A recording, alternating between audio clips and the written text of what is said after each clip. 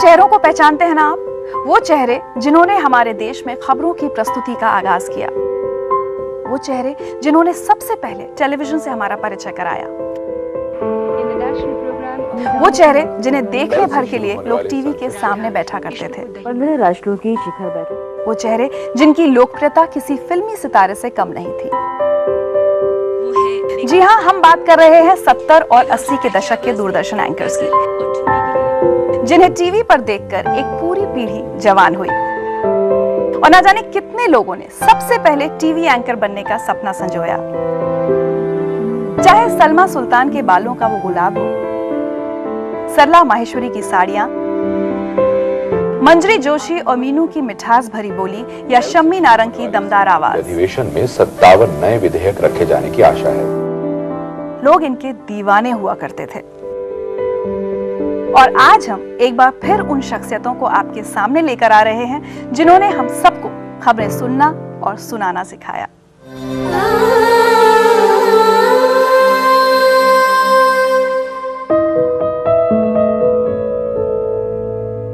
बालों में सजा गुलाब का ये फूल आज भी उनकी अदायगी, उनके अंदाज की याद दिलाता है। तलफ्फुज ऐसा कि हर नुक्ता, हर हरकत एकदम सटीक। कैसी फनकार जिन्होंने कामयाबी की बुलंदियों को छू लिया है और जो बेपनाह हर दिल अजीज हैं, वो हैं बेगम अख्तर। साड़ी पहनने का वो अंदाज जो आज भी भुलाए नहीं भूलता, और चेहरे पर इतना नूर कि इस नूरानी चेहरे की झलक के इंतजार में लोग रविवार के बुलेटिन का खास तौर से इंतजार करते थे। ये सच है कि दूरदर्शन ने उन्हें पहचान दिलाई, लेकिन ये भी सच है कि धीरे धीरे उनकी आवाज, उनकी अदायगी और उनका उच्चारण दूरदर्शन की ही पहचान बनता गया। नमस्कार। ये स्टूडियो जहां से इस वक्त मैं आपसे मुखातिब हूँ, सिर्फ एक स्टूडियो नहीं है। ये वो जगह है जहां से दूरदर्शन के जीवन का पहला संग-मील रखा गया।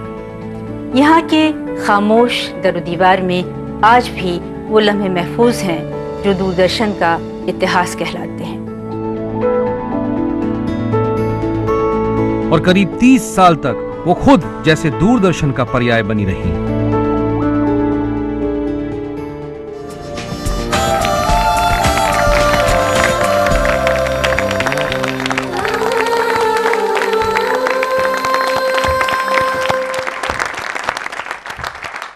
सलमा जी, अमूमन तो मैं सेट पर नर्वस होती नहीं हूँ, लेकिन आज इतनी सीनियर एंकर मेरे सामने बैठी हैं कि थोड़ी घबराहट हो रही है। सबसे पहले तो हम ये जानना चाहेंगे कि कैसे शुरू हुआ आपका दूरदर्शन का समाचार का सफ़र? दूरदर्शन का सफ़र समाचार का ख़ास तौर से बहुत दिलचस्प रहा, क्योंकि उस वक्त जो था न्यूज़ रीडर का मैच्योर होना और थोड़ा एज होना बहुत ज़रूरी था।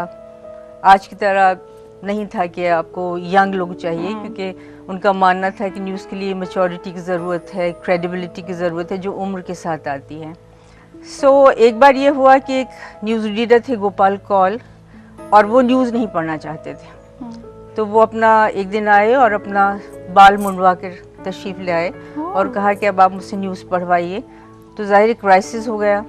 उस वक्त मैं ही वहाँ मौजूद थी, मुझसे पूछा गया, तो मैंने कहा हाँ मैं ज़रूर पढ़ूँगी। तो न्यूज़ मैंने पढ़ी, लेकिन कोई ट्रेनिंग नहीं थी। जो 10 मिनट का बुलेटिन था वो मैंने शायद 5 मिनट में ख़त्म कर दिया। लेकिन न्यूज़ ख़त्म करने के बाद मैं स्टूडियो में गई और बहुत खुश थी कि अब तो वहाँ पर लोग बहुत वाह करेंगे। तो वहाँ सब लोग सर पकड़े बैठे हुए थे, क्योंकि उनको फिलर देना पड़ा था। तो फिर ये डिसाइड हुआ कि भाई इनको बुलेटिन दिए जाएँ और उनको ट्रेन किया जाए। तो इस तरह न्यूज़ का सफ़र शुरू हुआ। उसके बाद जब, जैसे आपने कहा, पहली बुलेटिन पढ़ी और सबने सर पकड़ लिया, कभी खुद सोचा नहीं होगा कि आप एक इतना बड़ा फिगर बन जाएंगे, एक शख्सियत बन जाएंगी जिसको देखने के लिए लोग इंतज़ार करेंगे? ये बहुत बड़ी बात आप कह रही हैं, बहुत शुक्रिया अगर ऐसा लोग समझते हैं। लेकिन ये सही बात है कि उस वक्त इन चीज़ों का एहसास नहीं था, और हम लोग को सिर्फ ये मुद्दा था कि हम जो कुछ कर रहे हैं वो बहुत अच्छी तरह करें, उसको बेहतर से बेहतर करें। तो एक यही ड्राइव थी जिससे हम लोग आगे बढ़ रहे थे। चलिए आपको कुछ सुनवाते हैं। Salma Sultan was one whom I like to watch, you know. Favorite anchor तो I think Salma Sultan। जो जो कान के पास एक गुलाब का फूल लगाती थी, वो भी लोगों को बहुत पसंद आता था। अगर किसी दिन नहीं लगाए हो तो लगता था क्या बात है, पता नहीं आज कुछ दुखी है क्या। घर में सब लोगों को ये होता है, कौन बोल रहा है आज, कौन बोल रहा है। देन एक एक्साइटमेंट होता है, वो बोल अच्छा जल्दी आओ, देखो वो आगे करो, बोलो। जो उनके ड्रेस होती थी, मतलब साड़ी पहनी हुई होती थी, मुझे इतनी अच्छी लगती थी कि मैंने उसको बना कर देखा, मेरे से कभी बनी नहीं वो साड़ी। पता नहीं वो किस तरह से ऐसे करके बना के रखती थी, बिल्कुल ऐसे उनकी साड़ी होती थी, first class. She really looked like the goddess of learning. Oh my God. I'm really grateful. अच्छा बताइए, वो साड़ी कैसे करती थी आप? ये तो एक्चुअली हर कोई जानना चाहता है।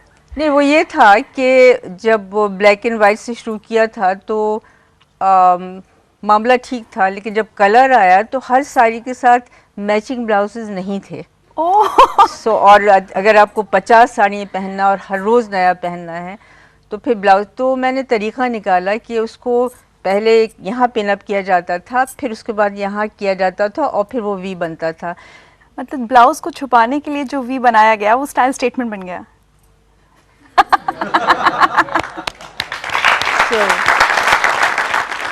अगर मैं अलग अलग दौर की बात करूं तो आपने काफ़ी सारे ट्रांसफॉर्मेशंस देखे हैं, कागज़ से ऑटो क्यू, टेलीप्रॉम्प्टर, उसके बाद ब्लैक एंड वाइट टेलीविज़न से कलर टेलीविज़न।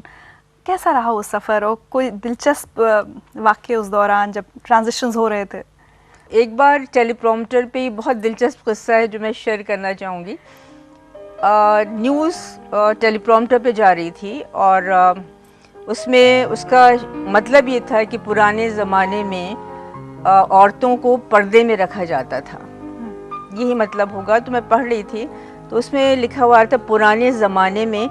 जब मैं ज़माने तक पहुंची तो मैंने देखा कि बंद तो इधर आ रहा है, रा उठ के बंद के साथ आ गया और खा उधर चला गया।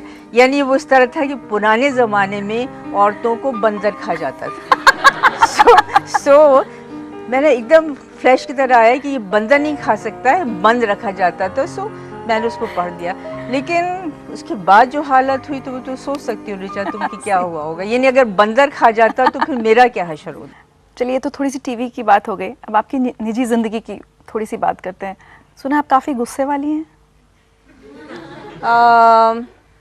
इसको एक लाइन में नहीं कहा जाएगा। बेसिकली मैं बहुत पीस लविंग हूँ और मुझे शांति बहुत पसंद है और टेंशन बिल्कुल पसंद नहीं है, लेकिन वो इसी तरह के अगर कभी विस्फोट हो तो फिर बहुत बड़ा होता है।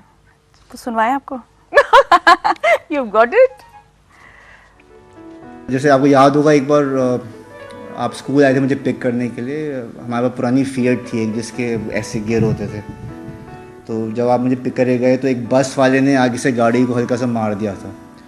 तो उसके बाद आप यू चेज दैट बस फॉर 4 किलोमीटर, उसके पीछे जैसे बिल्कुल अमिताभ बच्चन की तरह आप गाड़ी लेके भागी उसके पीछे 2-3-15 मिनट उसे चेस किया, उसको आगे जाकर रोका ऐसे करके, उसको उतारा, फिर उसको चांटा मारा, क्या किया। But I was very impress, मैंने क्या माया भैया ये। तो मुझे सब याद हुआ आपको वो सारे आपने जो स्टंट्स किए थे पहले।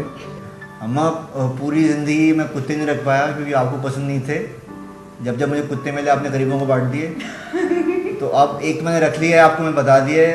मैंने आपको ये नहीं बताया कि मैंने एक और कुत्ता ले लिया है और मैं आपको दिखाना चाहता हूँ। ये एक और ये आपकी वेट कर रहे हैं अमृतसर में और आपकी सच्ची दोस्ती हो जाएगी। तो जब आप आओगी तो आपको मिल जाएगी।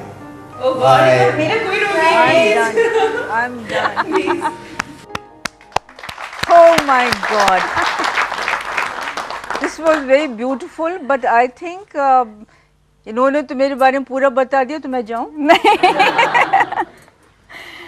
आप सेट पर आई हैं, शो में आई हैं और गुलाब के फूल की बात ना हो तो ये तब हो नहीं सकता। लगातार बात चल रही है। जी जी। इससे भी जुड़ा कुछ किस्सा है? जो ये गुलाब का फूल कैसे एक दर्द सर बन गया, वो इस तरह है कि मेरे गार्डन में फूल थे और मैंने इत्तेफाक से एक फूल लगा लिया और उसके बाद से कहानी आज तक जारी है। वो महज एक इत्तेफाक था कि आप महज एक इत्तेफाक था। चलिए, इसी से जुड़ा एक मैसेज और सुनवाते हैं आपको। देखिए, मुझे याद सबसे ज़्यादा है सलमा सुल्तान की, क्योंकि उनमें एक खासियत थी जिस तरह से वो समाचार लोगों के सामने रखती थी। और उनकी खास अदा, जैसे मैंने पहले भी कहा, एक गुलाब हुआ करता था उनके बालों में। और बड़े वो जब न्यूज़ पढ़ती थी तो लगता था एक सुकून था। कोई आवाज़ उनकी कभी बड़ी उठती नहीं थी। वो ब्रेकिंग न्यूज़ का ज़माना नहीं था। और मुझे सलमा सुल्तान खास याद है उस ज़माने से।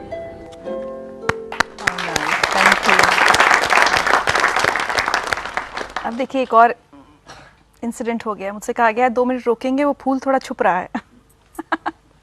ओह अच्छा, ये हुआ है।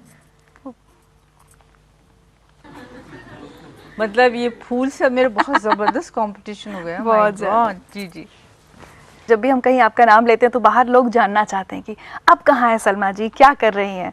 शुरू से मैंने अपने आप को बहुत चैनलाइज किया हुआ था। न्यूज़ के साथ साथ मैं प्रोडक्शंस कर रही थी, लिखना शुरू कर दिया था, म्यूज़िक था। तो मेरे लिए जो ट्रांजिशन था वो ऐसा नहीं था कि एक फुल स्टॉप हुआ, अब क्या करें। सो वो चीज़ें एक दूसरे के साथ एक कड़ी की तरह जुड़ती गई और लाइफ आगे बढ़ती गई। मैं अकेला ही चला था जानिबे मंजिल, मगर लोग मिलते गए, कारवां बनता गया। मेरा बहुत बहुत प्यार मेरे दर्शकों के लिए जो अभी तक इतना प्यार मुझे देते हैं। Thank you so much.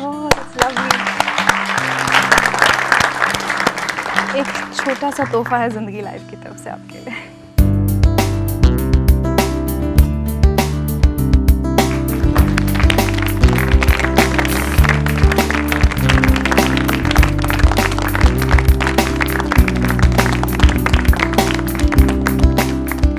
मजे की बात है, मैंने ऐसा कैरेक्टर कभी नहीं देखा जो एकदम से आपसे अगर मैं उधर गया जो उसके बाद क्या हुआ, बहुत सब कुछ दुनिया खराब हो रही है आजकल, तेरी दुनिया एकदम गाना शुरू कर दिया।